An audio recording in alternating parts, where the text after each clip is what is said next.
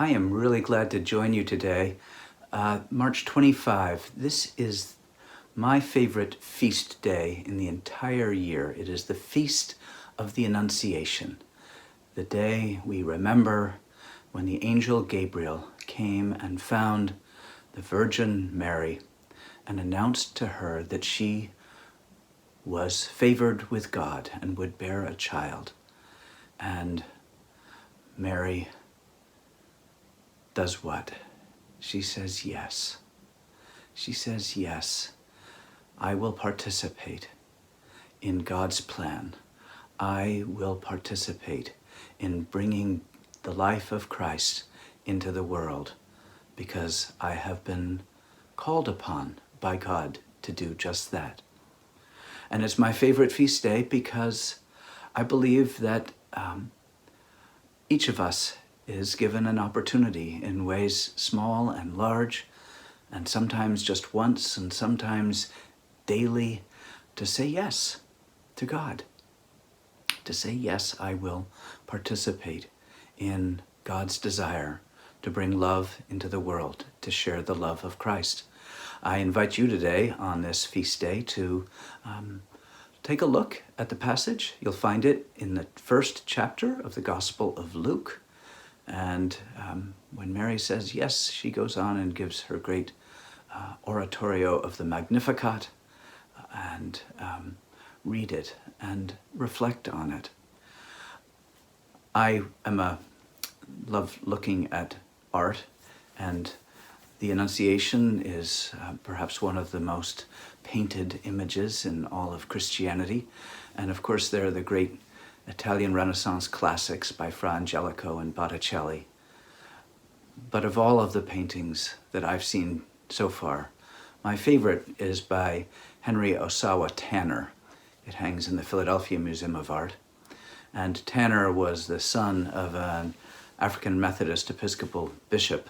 And he painted the Annunciation in 1897, shortly after he returned from a trip to Palestine. And it's very unusual in that he depicts Mary in rumpled Middle Eastern clothing.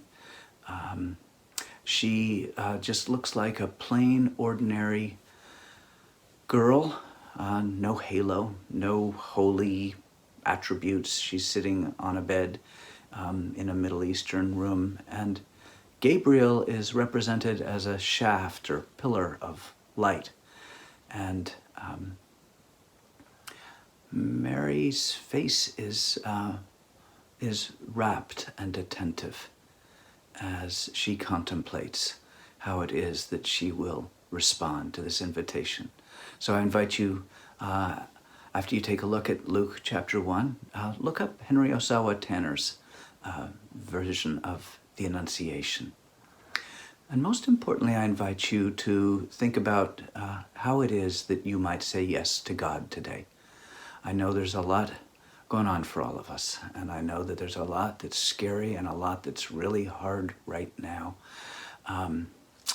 And if we can find ways to say yes, not only will that lift our own hearts, but we may say yes to helping another, yes to sharing God's love, yes to reaching out with a hug for someone else.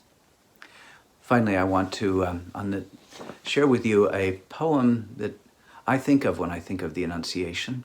It's a prayer, a blessing actually, by a contemporary writer named Jan Richardson. And she wrote this for Christmas Day, but it works for the Feast of the Annunciation. I cannot tell you how the light comes.